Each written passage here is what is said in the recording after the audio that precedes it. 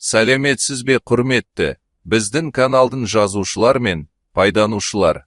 Здравствуйте, уважаемые подписчики и пользователи нашего канала.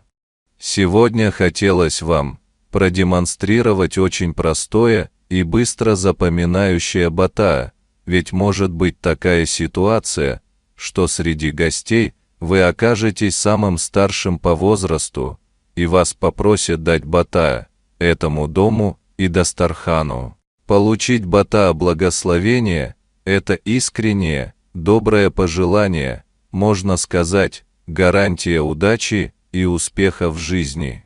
Вот самое распространенное, и чаще говорят его за Дастарханом, и легко запоминающее бата.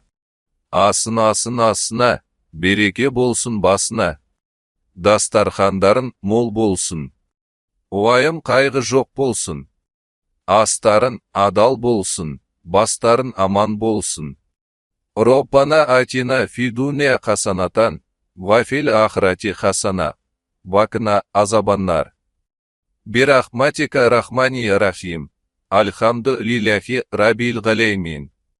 Әумин, ойламаңыз, батаны айту, қиындығы ешқандай жоқ, бата жаттау өте оңай.